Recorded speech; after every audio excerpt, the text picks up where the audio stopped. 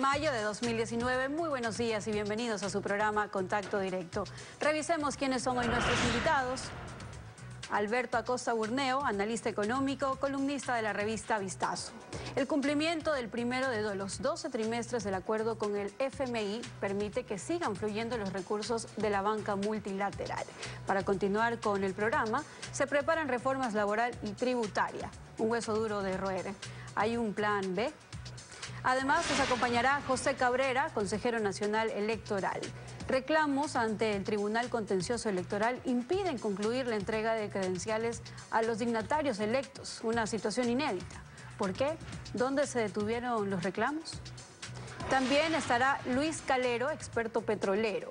El presidente Lenín Moreno creó el Comité de Gestión Delegada con el propósito de obtener financiamiento a cambio de, entre otras cosas, privatizar la administración de sectores estratégicos. Observaciones a las competencias del comité. Según varios correos electrónicos que constan en el expediente fiscal del caso Arroz Verde, en el 2013 Odebrecht habría financiado una fiesta sorpresa para la entonces asesora del presidente Rafael Correa, Pamela Martínez. En otros emails, la ex asesora presidencial y también expresidenta de la Corte Constitucional con un funcionario de Odebrecht abordan temas de contratos para la constructora.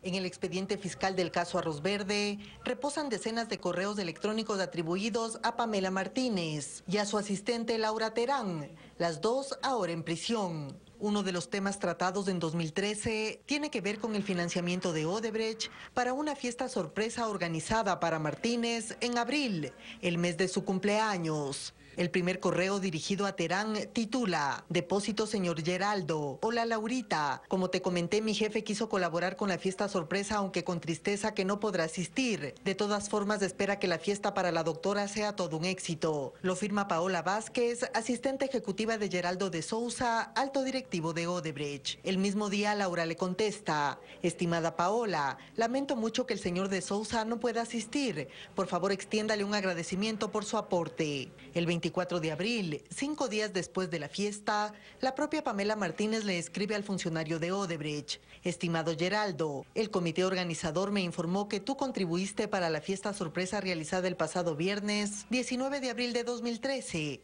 Lamentablemente no pude contar con tu presencia, pero valoro y agradezco tu gentileza. Meses antes, en febrero, los correos entre Sousa y Martínez tienen que ver con un viaje a Brasil coordinado por Odebrecht, en los que el brasileño le indica a Pamela Martínez que conseguirá que visite el estadio Maracaná y que no se preocupe por el hospedaje. Pero las comunicaciones entre ambos no solo tenían que ver con fiestas y viajes. En marzo, Geraldo Luis Pereira de Sousa le envía un archivo adjunto llamado Borrador Contrato Odebrecht sin pauta 2013, con el mensaje: estimada doctora Pamela, preferiría tratar este tema directamente con usted en nuestra reunión esta semana en Quito. O este otro, enviado por el brasileño a Martínez, con el archivo adjunto Señor Presidente 1 carta.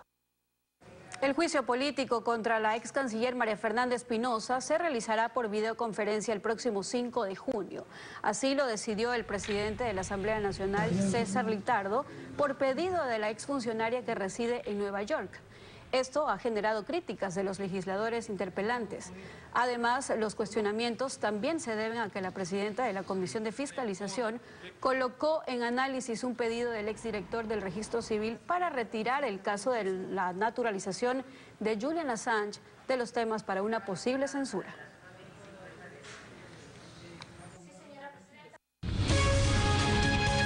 La actualidad, los protagonistas, el análisis y la información en Contacto Directo. Alfredo, ¿cómo estás? Muy buenos días. Buenos días, Samantha. Buenos días con todos. El cumplimiento del primer trimestre de los 12 que incluye el acuerdo con el Fondo Monetario permite que sigan fluyendo los créditos blandos del sistema multilateral.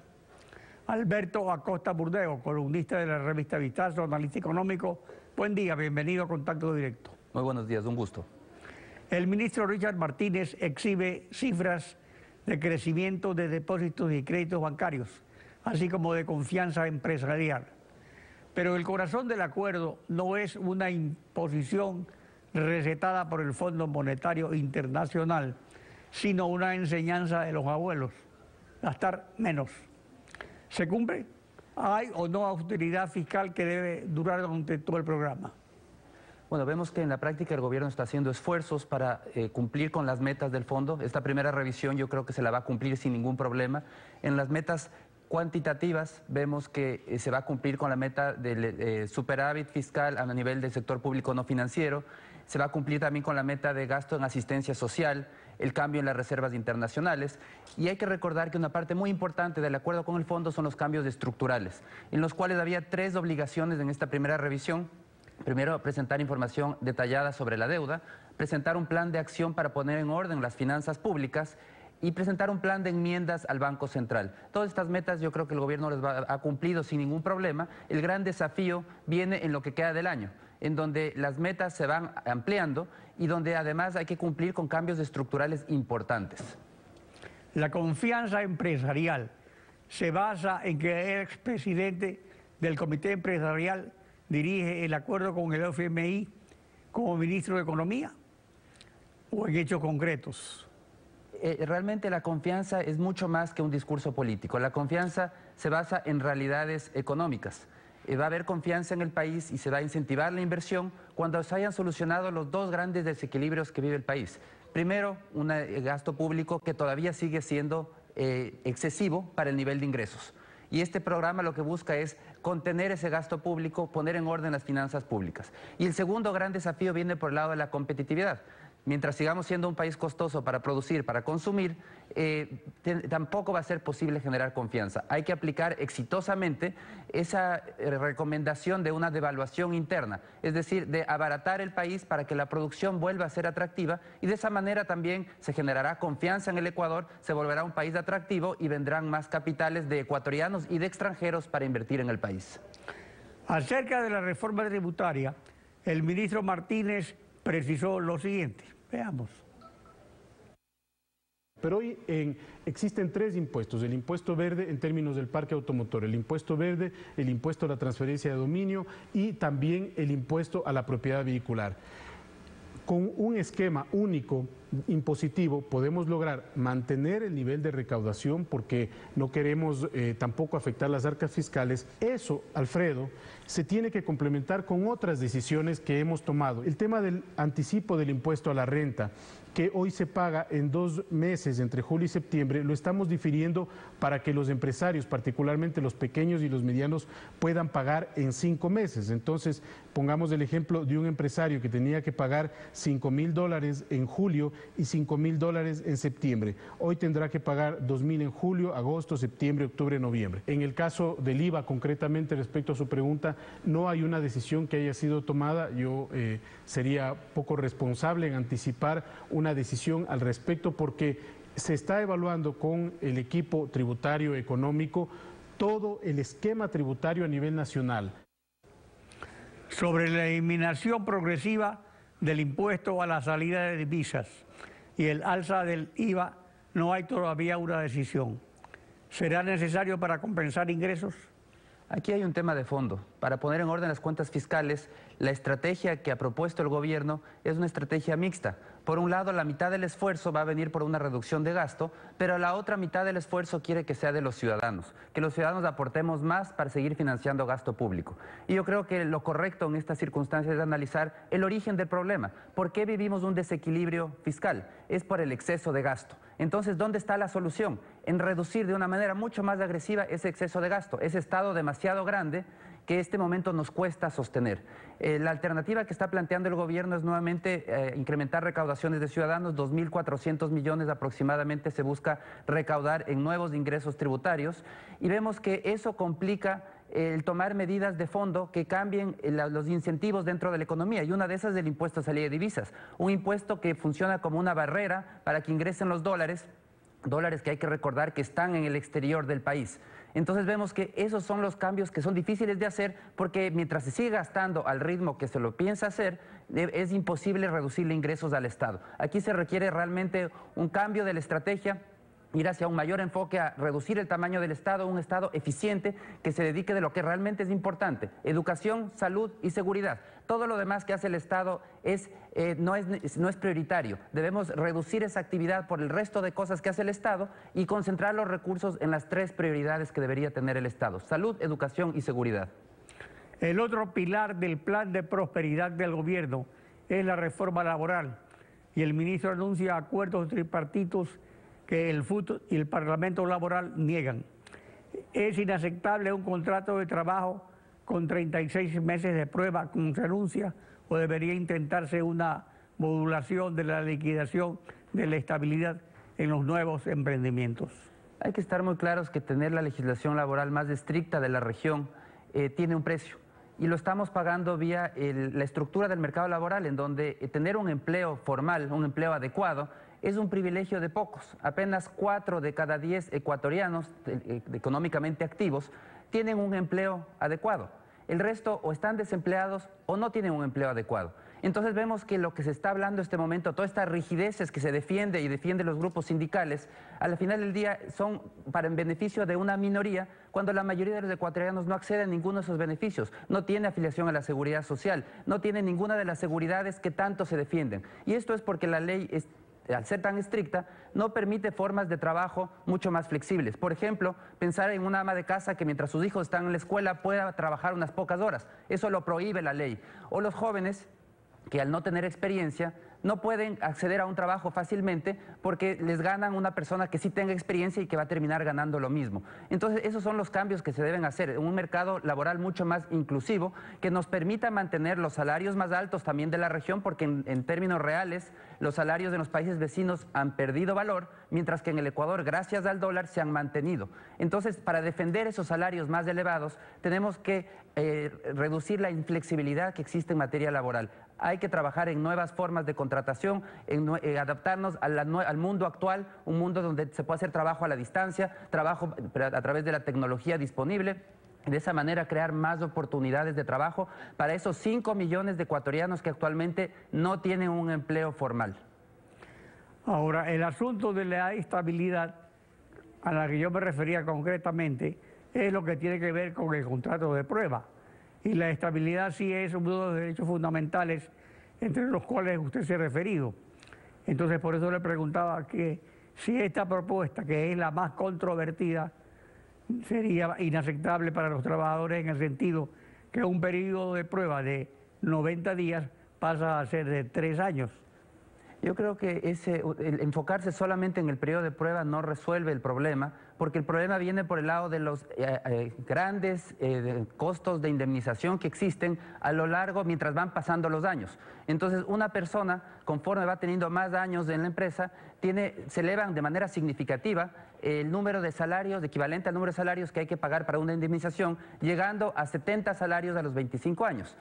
¿Cuál es el costo de esa política? Es que se crean incentivos perversos de no mantener mucho tiempo a una persona en una empresa o de contratar solamente si es estrictamente necesario, porque el problema de contratar es que después vienen todos estos costos muy grandes si es que en algún momento hay que despedir. ¿Por qué despedir? Una empresa nunca contrata para despedir. Una empresa contrata pensando en que las cosas van a ir bien, pero la actividad productiva es muy variable, las ventas pueden caer, el negocio puede no ir como se pensaba, o puede ser también que la persona que se contrató no se ajuste al perfil del puesto.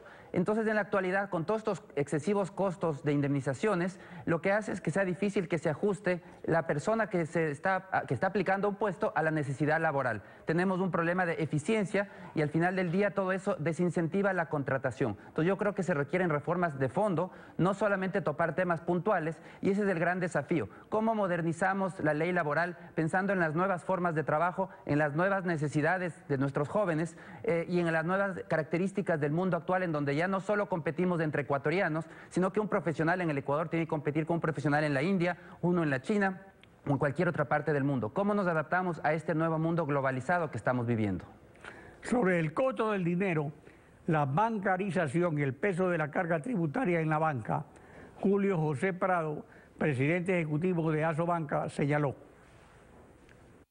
En el tema de las cargas impositivas, el total de impuestos, cargas y comisiones que paga al año el sistema financiero está bordeando los entre 450 y 500 millones de dólares. Tenemos la carga impositiva más alta de cualquier sistema financiero de América Latina. Un solo banco en el Perú, un solo banco en Colombia es más grande que todo el sistema financiero ecuatoriano y gana más utilidad que todos los bancos combinados en el Ecuador.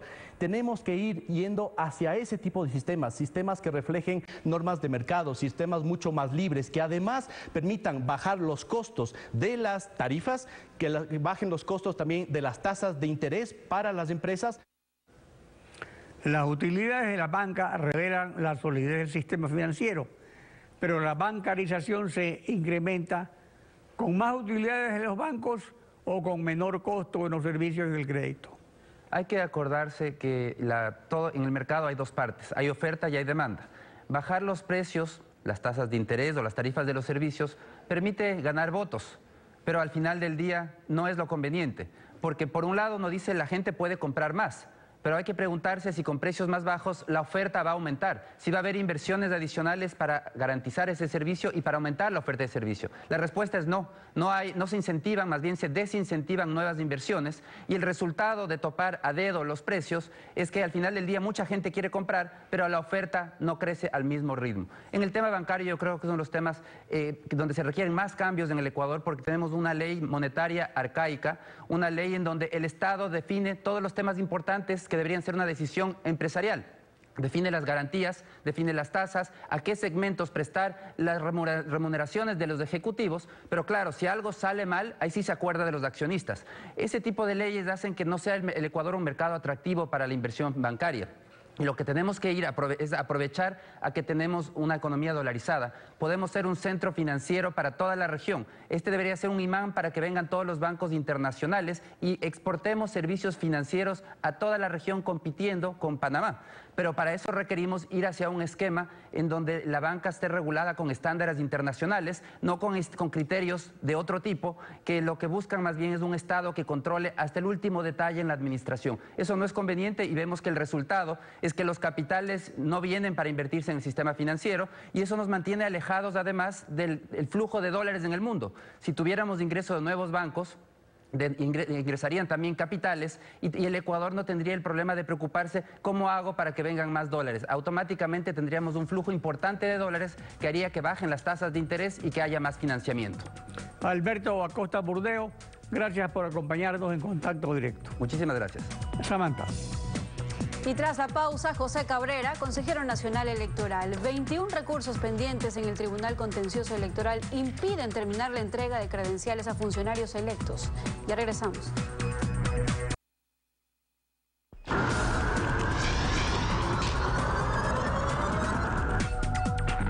...21 recursos pendientes en el Tribunal Contencioso Electoral impiden al CNE terminar la entrega de credenciales a dignatarios electos. Al respecto, el presidente del Tribunal Contencioso Electoral, Joaquín Viteri, indicó: hay una tendencia expresa de dilatar de manera no fundamentada ni motivada en derecho, sino exclusivamente para impedir que las autoridades que han sido electas no puedan posesionarse. José Cabrera, consejero nacional electoral. Buen día, bienvenido a Contacto Directo. Buenos días, Alfredo, buenos días a la ciudadanía. Gracias por la oportunidad de dirigirme al país, estoy a las órdenes. Algunos dignatarios de elección popular resultan afectados. ¿Cuál es la situación de los integrantes del Consejo de Participación Ciudadana? Bueno, existen 4 recursos en el Tribunal Contencioso Electoral que deben ser resueltos. Justamente veíamos las declaraciones del señor presidente del Tribunal Contencioso Electoral, el mismo que está preocupado, igual que las dos funciones del Estado, tanto el Tribunal Contencioso Electoral como el Consejo Nacional Electoral, que se debe ya terminar este proceso, pero los recursos, las impugnaciones siguen presentándose. Es un caso sui generis. El día martes el Tribunal Contencioso Electoral archivó una apelación del señor Lupera. Sin embargo, ayer me enteré que ya presentaron una apelación al auto de archivo. Esto está volviéndose un tema sin fin, no tenemos fechas para poder decir en tal fecha se termina este proceso debido al sistema que creó el gobierno anterior para que esto se vuelva engorroso. Antes no se había visto, porque obviamente tanto el Consejo Electoral como el Tribunal Supremo Electoral seguían una sola línea. Sí, pero eso no ocurría antes, entonces ¿cómo no ocurría si es que había la misma ley? Ya, eso le estoy explicando, Alfredo, que Consejo Nacional Electoral y el Tribunal Supremo Electoral seguían una sola línea. En la actualidad no. En la actualidad somos dos instituciones independientes que tenemos nuestros propios criterios. El Consejo Nacional Electoral es una entidad administrativa, el Tribunal Contencioso Electoral lleva la parte jurisdiccional y nosotros tenemos que acatar las resoluciones de las sentencias del Tribunal Contencioso Electoral. Le voy a poner un ejemplo porque es conocido. El caso del señor Galo Lara, por una unanimidad, el Consejo Nacional Electoral decidió que no podía ser candidato. El señor apeló al Tribunal Contencioso Electoral. El Contencioso Electoral, por una votación de 3 a favor contra 2 en contra, aprobó que el señor sea candidato. Y nosotros, como Consejo Nacional Electoral, teníamos que acatar y obedecer esa decisión, y el señor ha sido candidato. Pero eso es precisamente lo correcto, que haya un Consejo Electoral encargado de una organización electoral y un Tribunal Contencioso encargado de los reclamos, porque antes había un Tribunal Supremo Electoral que tenía todas las atribuciones y hasta podía destituir a un Congreso. Entonces, eso no está mal. El problema es que ¿por qué se detuvieron los reclamos presentados sobre estos casos en el Consejo Electoral y luego son habilitados en el Tribunal Contencioso Electoral? Por esta situación mismo engorrosa y de trámites que se creó en el Código de la Democracia en la cuestión del Tribunal Contencioso Electoral. El señor presidente del Tribunal Contencioso Electoral ha sido recusado por unas causas de archivo. Por lo tanto, mientras no se resuelva esa situación del señor presidente del Tribunal Contencioso Electoral, no se puede avanzar en los otros procesos. Espero que entre hoy y mañana el Tribunal Contencioso Electoral resuelva ese tema entrampado que está del señor presidente del Tribunal Contencioso Electoral y se pueda seguir con los temas pendientes. Ahora, para tener una idea del problema, ¿cuál es la situación jurídica de los demás afectados? ¿Fueron proclamados electos por el CNE? ¿El CNE rechazó los reclamos presentados? Sí, los candidatos que en este momento no tienen ningún problema. El día de ayer se entregó las credenciales a 133 dignidades de la provincia de Los Ríos. Están 45 dignidades todavía que no se ha entregado porque están dentro de los 14 recursos que está resolviendo el Tribunal Contencioso Electoral. ¿A ellos se los proclamó electos o no? A los 133 sí, a los 44 sí, en el Consejo Nacional Electoral les proclamó electos, pero presentaron las apelaciones respectivas al Tribunal Contencioso Electoral y mientras no resuelva el Tribunal Contencioso Electoral estas apelaciones, no puede el Consejo Nacional Electoral entregar las credenciales para que puedan posesionarse. Eso está claro, pero ¿por qué fueron proclamados electos si aún era posible tramitar reclamos ante el Tribunal Contencioso Electoral? A ver, nosotros proclamamos los resultados que tenía el proceso electoral. sabemos de que existe todavía una instancia superior que es del Tribunal Contencioso Electoral. Por esa razón no se han entregado las credenciales, porque luego de cada proceso es necesario esperar 72 horas o 48 horas para que pueda quedar en firme estas resoluciones, porque en esas 72 horas o 48 horas los sujetos políticos pueden presentar y están en su derecho de presentar sus apelaciones, sus impugnaciones, que en este caso vemos que según las declaraciones del señor presidente incluso en cierta forma ya se está extralimitando, ¿no? Ahora, pero aquí el problema de fondo sería que de un sistema en el cual un partido monopolizaba todos los cargos del Consejo Electoral y que se criticó mucho con razón porque un sistema democrático debe haber pluralismo, hemos pasado a un sistema pluralista y nos están trayendo estos problemas. Entonces, ¿cuál sería la solución en el futuro? ¿Se va a reformar la ley? ¿Es necesario hacerlo? Sí. Pero solo sería una solución para el futuro y para lo que está pasando ahora, ¿qué ocurre? Bueno, para el futuro justamente estamos trabajando en las reformas al Código de la Democracia, estamos trabajando en conjunto con el Tribunal Contencioso Electoral, porque estas situaciones que están dándose ahora no pueden volver a repetirse. En la actualidad tenemos que respetar la ley que tenemos de este momento.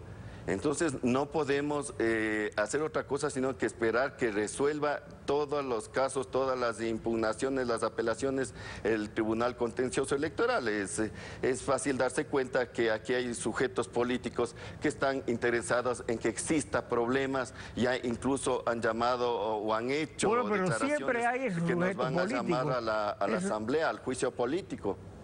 Digo, siempre hay esos sujetos políticos. O sea, es algo natural dentro de un proceso electoral. Reclaman los perdedores y tienen derecho a reclamar, el derecho al pataleo.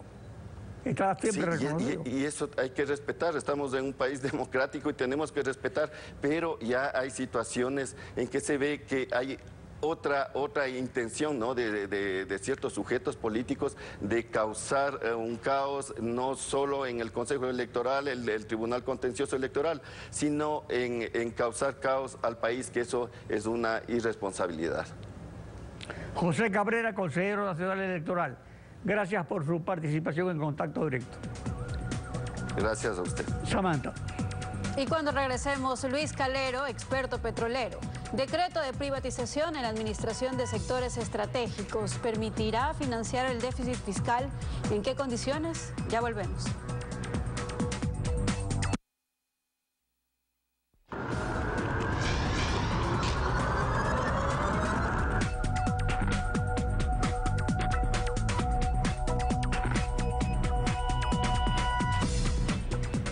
El 16 de mayo de 2019, el presidente Lenín Moreno firmó el decreto ejecutivo 740, que en el artículo 1 creó el Comité Coordinador de Gestión Delegada como órgano intersectorial del Ejecutivo, encargado de identificar, priorizar, impulsar, coordinar y dar seguimiento a proyectos que permitan obtener financiamiento para el Estado.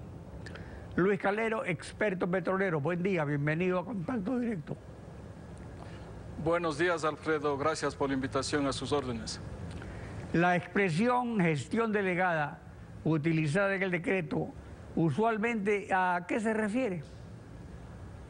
Sí, se trata de un eufemismo que si bien se ajusta a determinados términos constitucionales y de algunas leyes, en la práctica se trata de un proceso de privatización.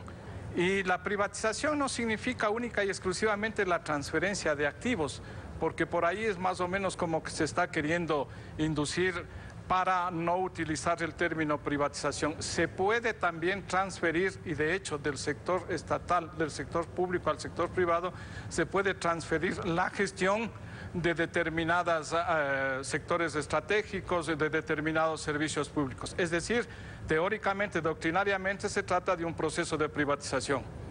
El objetivo primordial de la gestión delegada, entonces, se trataría de obtener financiamiento para el gobierno a cambio de privatizar la administración de sectores estratégicos en ciertos casos? Claro, y mire que eso nos lleva a un análisis mucho más profundo del tema. Deberían formularse 3 preguntas básicas para incursionar en este tipo de procesos. La primera pregunta es, ¿puedo hacerlo? Y ello significa pasar este tipo de decisiones por un test de constitucionalidad, un test de legalidad, ver si se ajusta o no se ajusta a las condicionantes que la Constitución, los códigos orgánicos, las leyes orgánicas y las leyes ordinarias establecen para este tipo de procesos. Una segunda interrogante que debe responderse es, ¿debo hacerlo? Y ese debo hacerlo tiene fundamentalmente que ver con el interés nacional, no con el interés público. Interés público que tiene que ver estrictamente con las necesidades o las urgencias fiscales, mientras que el interés nacional tiene que estar por sobre el interés exclusivamente del sector público. Entonces, en este debo hacerlo, tiene que medirse la rentabilidad económica y la rentabilidad social de los proyectos. Y una tercera interrogante, ¿cómo debo hacerlo? Y obviamente que la propia Constitución y las leyes establecen que debe hacérselo con procesos, con licitaciones transparentes, serias y respetando todos los elementos que esa normativa impone para estos procesos. La gestión delegada se refiere no solo a los sectores estratégicos, pero el hecho es que los incluye. Los sectores estratégicos son generalmente altamente rentables. Yo creo que existen casos demasiado claros como para determinar la rentabilidad para el Estado de determinados sectores estratégicos, de áreas concretas, por ejemplo en el sector petrolero. Si nosotros tomamos el caso del campo Sacha, por decir, que es uno de los posibles casos que estaría sujetos a este proceso de privatización de su gestión, de su operación, entonces se trata de un campo que está produciendo por sobre los 73,000 barriles diarios. Y entonces un proceso de privatización, ¿qué significaría para el Estado? Que el privado o la empresa privada interesada en operar o en administrar este campo estaría entregando por anticipado una X cantidad de dinero. En algún momento cuando se trató del campo Auca dijimos que ese era un crédito simulado, que este contratista lo que hacía es entregar un crédito al gobierno y que lo amortizaba a través de la tarifa que el Estado le pagaba. Pero de todas maneras, entonces la rentabilidad del proyecto o de la operación de este campo tiene que ser medida fundamentalmente como un negocio en marcha, que lo es, que está produciendo réditos para el Estado y que no requiere de este tipo de instrumentos, tanto más que se estaría desvirtuando las condicionantes que establece la Constitución y la ley para la delegación de los sectores estratégicos. En ningún momento, en ningún caso, el financiamiento del Estado, del sector público, es una de las opciones para incursionar en procesos de privatización de la gestión. O sea, generalmente cuando se habla de privatización se refiere a casos de empresas públicas que están en mal estado, que están mal administradas, que no tienen rentabilidad. Pero este modo de financiarse que usted explica fue utilizado por el expresidente Correa cuando entregó la administración del campo Auca a cambio de $1.000 millones. ¿En qué ley esta operación se enmarcó? ¿Está protegida por la ley? Definitivamente que está al margen de la ley, que estuvo al margen de la ley y en su oportunidad, en su momento, en este mismo canal lo expresamos con absoluta claridad y por honestidad intelectual no podemos modificar nuestro criterio. Lo hizo mal el señor Correa y si en este gobierno se pretende hacer lo mismo con el campo Sacha, tendríamos que ratificarnos en el criterio de que sería una operación, una decisión al margen de la ley. Se trataría, insisto, de un crédito simulado.